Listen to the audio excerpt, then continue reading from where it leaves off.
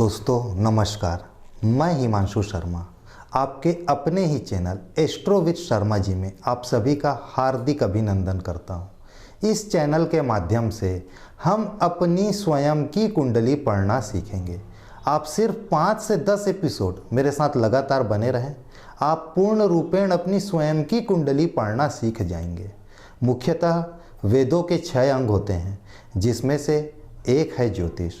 होता यह है कि ग्रह जैसे जैसे अपने राशि को परिवर्तन करते हैं, अपने कुंडली के भावों को परिवर्तन करते हैं, जैसे जैसे हमारे कुंडली की महादशा, अंतरदशा, प्रत्यांतर दशा में परिवर्तन होता है, वैसे वैसे ही हमारे जीवन में भी परिवर्तन होता है।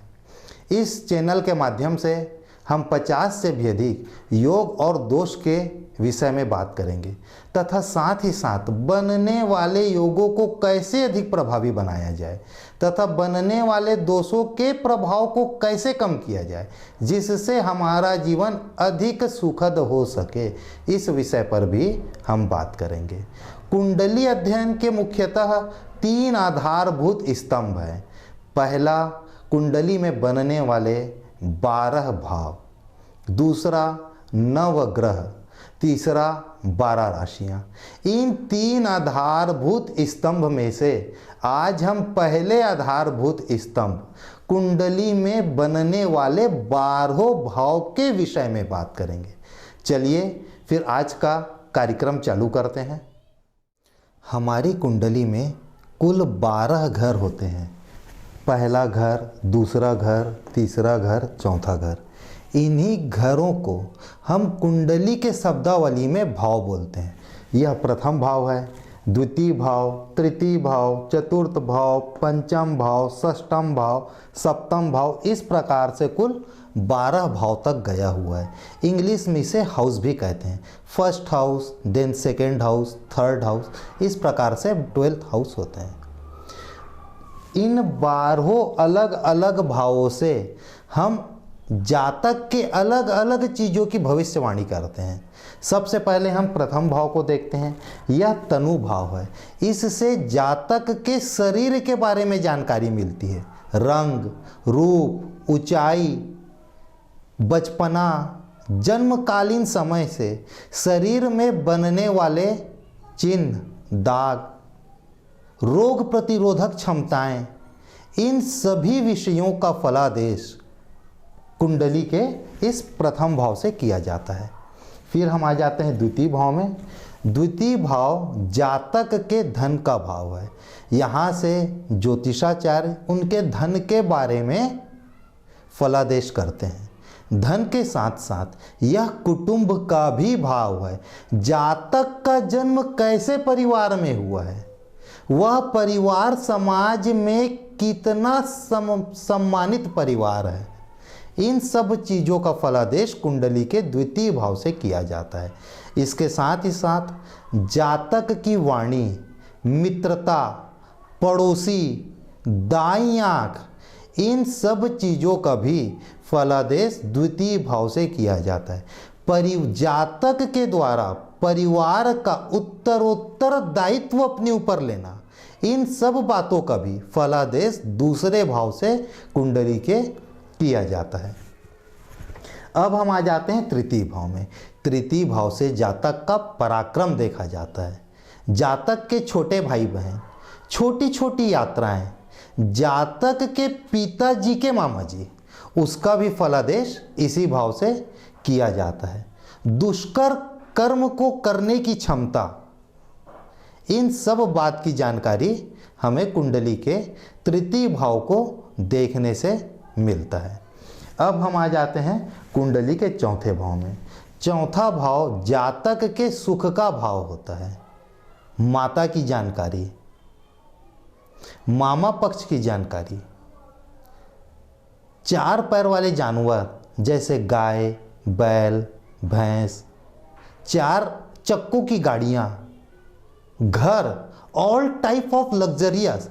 घर रहेगा तो छोटा होगा कि बड़ा होगा, कार रहेगी तो कार कब आएगी और वो छोटी होगी या बड़ी होगी, इन सब जो सुख के सामान है इस भौतिक परिवेश में, जितने भी सुख की चीज़ें हैं, उन सभी बातों का फलादेश चौथे भाव से किया जाता है।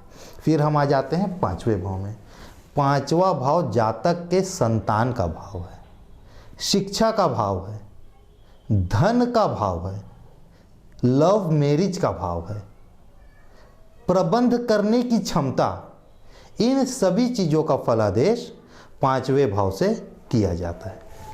अब हम आ जाते हैं छठवां भाव। छठवां भाव रोग, ऋण, शत्रु, मुकदमा, बीमारी, लंबे समय तक चलने वाली बीमारी, कंपटीशन एग्जाम, नौकरी, इन सब चीज़ों का फलादेश कुंडली के छठे भाव से किया जाता है। इसके साथ अब हम आ जाते हैं कुंडली के सातवें भाव में। सातवां भाव हमारे विवाह का भाव है। पुरुष के लिए उसकी पत्नी का भाव है और कन्या के लिए, स्त्री के लिए उसके पति का भाव है। वैवाहिक सुख कैसा होगा, लिंग संबंधी बीमारी, गुप्त अंग, वाद विवाद करने की क्षमता, हमारा रोजमर्रा की इनकम, एक शॉर्ट पीरियड में जो व्यक्ति जो इनकम, जो पैसे अर्न करता है, उन सब चीज़ों को देखने के लिए हम कुंडली के सातवें भाव का उपयोग करते हैं। अब हम आ जाते हैं आठवें भाव में। आठवां भाव हमारे आयु का भाव है। आठवां भाव गुप्त ज्ञान का भाव है, नए आविष्कार का भाव है। मृत्यु कैसी होगी इसे भी आठवें भाव से देखा जाता है। समुद्र की यात्राएं, इन सब चीज़ों का फलादेश कुंडली के आठवें भाव से किया जाता है। साथ ही साथ यह पैतृक संपत्ति का भाव है। अब हम आ जाते हैं कुंडली के नौवें भाव में। नौवां भाव कुंडली का भाग्य का भाव है, हमारे पिता का भाव है, जातक के पिता का भाव है, धर्म का भाव है, ज्ञान का भाव है, सज्जनता का भाव है, विनम्रता का भाव है। साथ ही साथ लंबी दूरी की यात्राएं, और चूंकि यह यात्रा का भी घर है और साथ ही साथ ये हमारे धर्म का भी घर है, तो यात्रा और धर्म हम इन दोनों चीज़ों को जोड़ दें तो यह बन जाता है तीर्थ यात्रा। तो तीर्थ यात्राओं को भी हम कुंडली के नौवें भाव से देखते हैं। साथ ही साथ जैसे पांचवा भाव हमारे शिक्षा का भाव था, उसी प्रकार नौवां भाव हमारे उच्च शिक्षा का भाव है। अब हम आ जाते हैं कुंडली के 10वें भाव में। 10वां भाव हमारे कर्म का भाव है। हम जीवन यापन करने के लिए किस साधन का उपयोग करेंगे, इसे हम कुंडली के 10वें भाव से देखते हैं। इसके साथ ही साथ समाज में जो मान सम्मान मिलता है, सांसारिक प्रतिष्ठा, मंत्री पद, बड़े अधिकारी का पद, एडमिनिस्ट्रेटिव पद, जब आप लोगों के ऊपर बैठ के अपने आदेश का उनसे पालन कराएं, ऐसे गरिमामय पद के बारे में भी फलादेश कुंडली के 10वें भाव से किया जाता है। फिर हम आ जाते हैं 11वें भाव में। 11वां भाव हमारे लाभ का भाव है। इस कर्म को करने से क्या लाभ होगा, इसे हम कुंडली के 11वें भाव से देखते हैं। साथ ही साथ यह हमारे बड़े भाई बहनों का घर है, यह हमारे पुत्र वधू का घर है।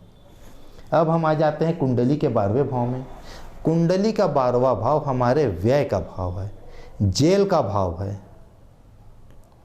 गुप्त ज्ञान का भाव है, विदेश गमन का भाव है,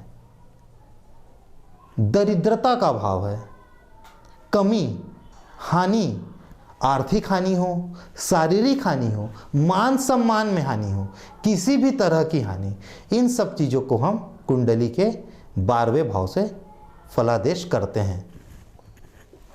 यह हर एक जो भाव है वो 30-30 अंशों का होता है और इस प्रकार से इसमें कुल 12 भाव हैं। 30 गुणा 12 बराबर 360 अंश। एक हमारा वृत्त पूरा होता है, एक जो सर्कल होता है वो 360 डिग्री का होता है। इस प्रकार कुंडली के इन 12 भाव से अलग अलग चीज़ों में अलग अलग विषयों के ऊपर हमारे द्वारा फलादेश किया जाता है।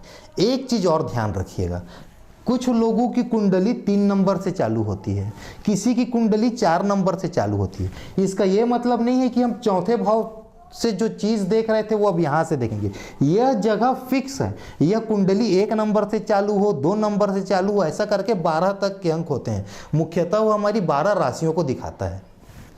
तो यहाँ से हमेशा तन के बारे में, यहाँ से हमेशा धन के बारे में, यहाँ से हमेशा पराक्रम के बारे में ही हम फलादेश करेंगे। यह चीज़ें स्थिर हैं, फिक्स हैं। हर एक जातक के कुंडली में प्रथम भाव से तनु कही, द्वितीय भाव से धन कही, तृतीय भाव से पराक्रम के विषय में ही बात करते हैं।